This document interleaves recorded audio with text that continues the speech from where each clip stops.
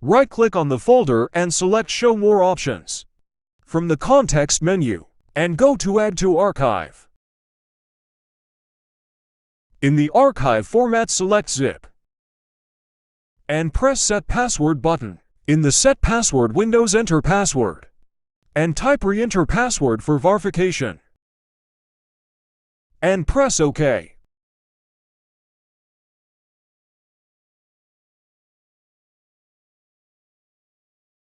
Now the password has been set.